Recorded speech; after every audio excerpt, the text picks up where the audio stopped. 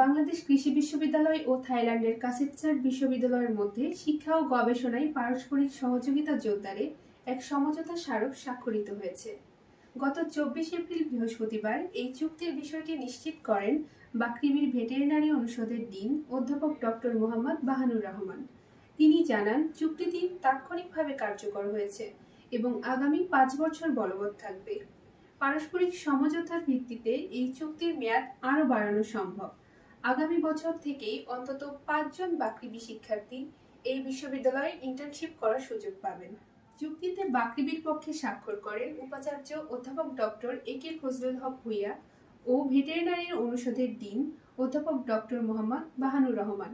অন্যদিকে কাসিপচার বিশ্ববিদ্যালয়ের পক্ষে স্বাক্ষর করেন ভারপ্রাপ্ত সভাপতি ডক্টর দামরং শ্রীব্রাম ও ভেটেরিনারি অনুষদের ডিন সহকারী অধ্যাপক ডক্টর খোংসাক থিয়াংতুম।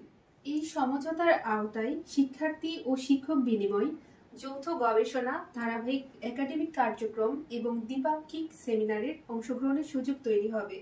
অধ্যাপক বাহানুর রহমান বলেন, এই সহযোগিতা আমাদের বৈশ্বিক একাডেমিক সংযোগকে আরও সমৃদ্ধ করবে। শিক্ষার্থী ও গবেষকদের জন্য এটি আন্তর্জাতিক অভিজ্ঞতা অর্জনের এক অনন্য সুযোগ।